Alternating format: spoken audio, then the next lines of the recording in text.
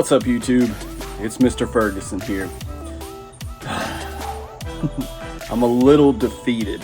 It's somewhere around 8 o'clock in the morning on a Saturday. Clearly this is our Monday video. And man, I am feeling a little defeated. I'm feeling a little discouraged. I have to eat my words a little bit on this video, as you may have seen in the title or the thumbnail, but I spoke a little too soon. Here I am all proud, Mr. Ferguson's figured it out, he's the man, like I defeated summer a couple videos back, and look at my lawn, we're in uncharted territory, and all that is true, besides the part where I thought I had beat summer. Summer has just said, oh yeah? It's like it watched my previous video, laughed at me, and then has attacked me brutally in the streets, like I'm in a foreign country or something. It's not just gonna be me talking here, so please bear with me. I just want to set people up that may not, well, what the heck is this guy talking about? If you've not watched my previous videos, let me recap in a quick summary. Basically, back in my first lawn, GCI turf type tall fescue, when summer came, my lawn just melted away.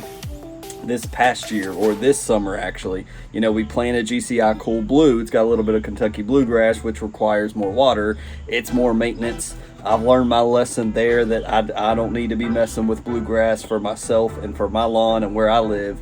But we figured out, or I figured out, that hey, it was my low potassium deficiency, it was my lack of watering, and it was these things that contributed to my lawn in the very first lawn that I created to melt away.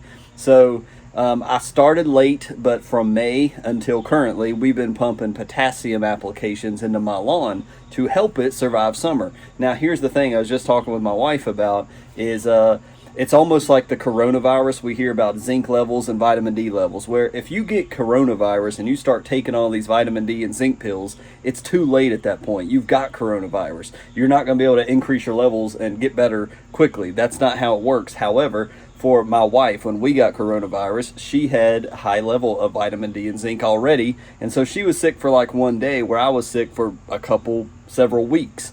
So the point being, if we already have these levels in our body built up, we have a defense against the sickness. Whereas if I had already had the potassium, if last year, after my lawn had melted away, if I had figured it out ahead of time and started applying potassium applications from the very beginning when the seed first came up until summer, I would have been more prepared for summer, and I believe I would be fine now.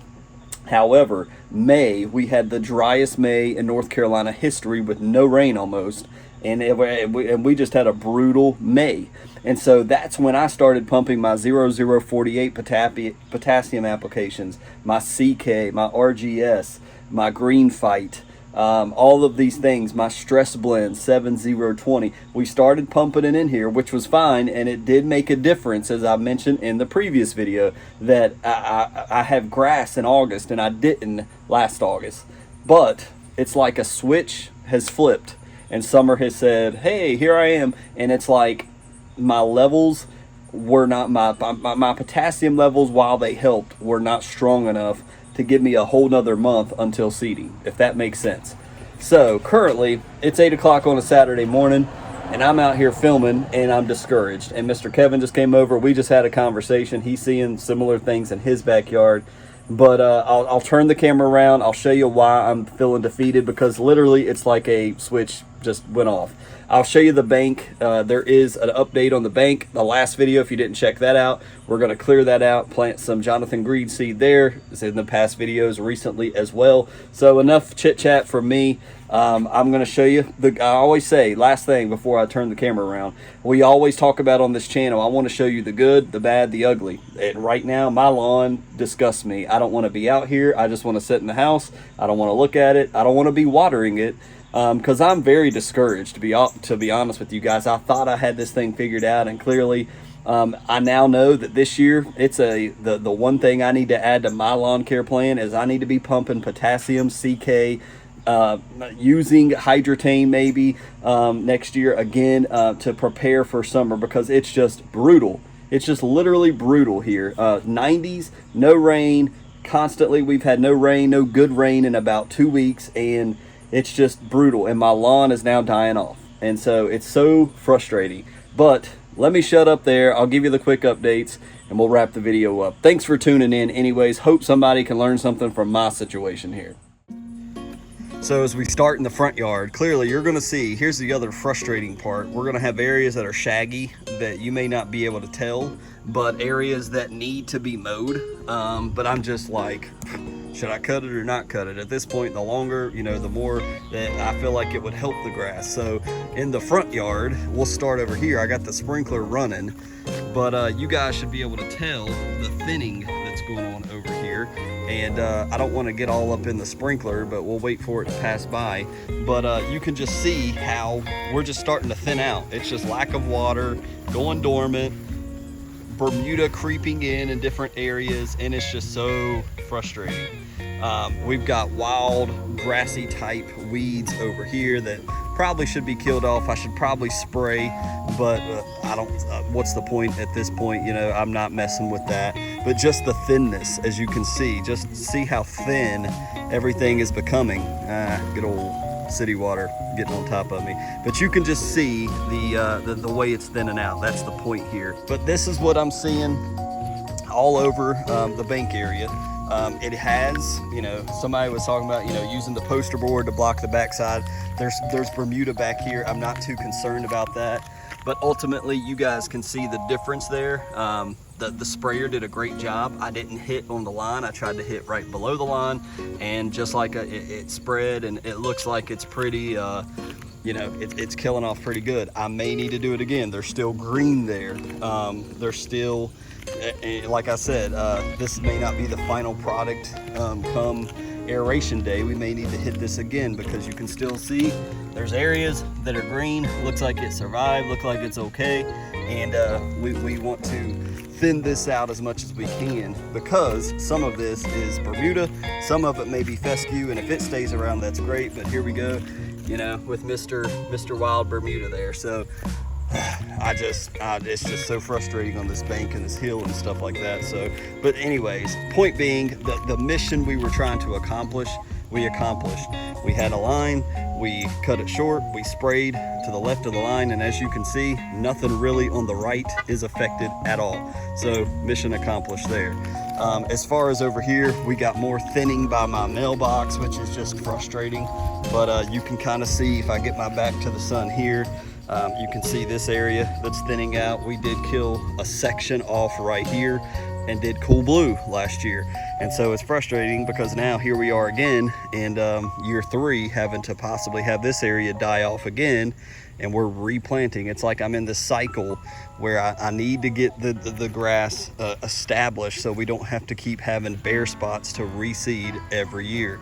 The established area over here beside the house that I never killed off, doing well, clearly because the roots are deep and it's established. And so that's why you don't always want to kill off your entire lawn when you're doing a renovation. If you have a lot of grass there, those roots are deep, and it's there for a reason because it's survived some brutal, harsh conditions, which is why this section is probably the best looking section right now. And in the back, that's where it gets more disappointing because we're getting these fading out areas here. I was watering this last night. That's how desperate I am to try to keep it alive. Because, you know, clearly I don't want to water at night for fungus reasons, but I need the grass. So you can see how these areas are starting to thin out over here. And then come into this other major section in the middle of the backyard, you can just see the dead grass. It's just continuing to grow and fade. And it's like, it's so disgusting to even look at, just the fading out of it. Even the shaded areas down here are starting to look better in comparison. Now this over here, remember I sprayed some triplet that was really heavy in content, and so I caused some of this, but this over here has just started to kind of melt away, just like last year. It's like this past week, a trigger was flipped, and all of a sudden everything just slowly is starting to die off, and it's so frustrating. So you can see the thinning, all of this, you know, we've killed this off 2.5 years ago now. 2019 is when it was all killed off, the fall of 2019. So this section not as bad, although it could be the angle the sun is at currently, but you can clearly see down here some thinning over here. So you get the point. I'm trying to save it from completely thinning out, and us having to completely, you know, have bare spots all over the grass, which invites weeds, which invites Bermuda and all those good things. We don't want that, but if it's summer weeds, it will die off come fall time. We got some junk. I can look here and see some junk here, Bermuda, some weeds coming up here. It's thin here as well, and that's the theme of the story. It's just, it's summer. It's basically summer for a cool season lawn, and it's aggravating. There's our Dallas grass area, you know, that I was talking about. We're gonna have to cut this thing out. If you wonder, Dallas grass, I know for a fact that is Dallas grass right there through and through. Same thing up here in these areas, but just the thinning, man. Dead grass, you know, going dormant, trying to keep it, you know, watered and give it life. Some more junk right here. Some more weed types here that, yes, I could technically come out here and spray, but I'm like, what's the point? You know, at this point with aerating and everything we're gonna be doing soon, if I come out here and kill him, well, guess what? Something else is gonna replace it. So personally, I don't see the point. You guys let me know in the comments what you think. I'm gonna adjust the sprinkler. So there you go. That's kind of where we are. And like I said, me and Miss Ferguson was discussing it, and it's just like, I'm just discouraged. I don't want to be watering right now. I don't want to be out in the yard. I just hate the way it looks, because clearly you guys on the channel that have been coming back, you've seen what the lawn has looked like. My lawn personally, you know what your lawn looks like, and maybe you're in a similar way. And I just hate, it's so brutally hot. You know, clearly I'm not a rich man. I have a very simple job with an average wages, and I don't have the money to be able to pump water into my lawn every single day. So it's just frustrating to just watch your lawn just die off and suffer. And so and all these weeds start coming into it, because where the grass is dying, clearly, you know, Mother Nature, the way God created the earth, when that thick lawn kind of starts to fail, the weeds start penetrating. And just like in our spiritual life, but we won't go there. So lift up my spirits in the comments, please, because I'm just like, here we are again. You know, it's like, it's almost like, and I was telling my wife, I'm in this cycle where every year we're planting like a new lawn every year. Like there is no, like I hear of some people saying, well, I don't even have to, you know, overseed this year because I still have a thick yard from the fall. And man, I thought this might be the year I get there, but not yet. And so one of the things we may be talking about in a future video is, and now I've learned a second lesson. You know, my first lesson was potassium was the answer and the key. I've proven that is true, but I didn't do it properly. This year, I was late to the game, and now I'm suffering because of my lack of applications in the spring and even in the fall. So it's going to have to be a year-round thing where I am constantly applying this potassium into my lawn to build up its defenses, basically, for the summer month. It's just absolutely incredible. I thought we were past this, and we're not. And so it's like a shot in the heart. So, but as I promised, I always want to show you guys the good, the bad, the ugly, when it looks great and when it looks hideous. And right now, I'm embarrassed, to be honest with you. I'm embarrassed of how I feel like I'm personally responsible for letting my lawn just go away, and there's nothing I can do about it right now besides wait 20 some days until we get the aerator, we seed, and we pump new life into the lawn. So needed to make a video. Here you go. Somebody encourage me in the comments, please. If you're in the same boat, maybe that'll make me feel better knowing other people are in the same boat as I am, and maybe you're discouraged and we can lift each other up. But hey, you know, as I mentioned, I've already made my aeration date with Mr. Kevin, September 24th. Soil temperatures will be hovering around 70 in that general date time frame. So that's when we're going to aerate, seed, starter fert, tenacity, and we'll go from there, and we'll have a nice looking yard come October, and my spirits will be lifted up again because I'll be seeing beauty once again. God bless you guys. We'll see you on the Wednesday quickie, and then again on next Friday. Who knows where the heck we'll be then. So tune in and find out. Thanks so much. We'll see you next time.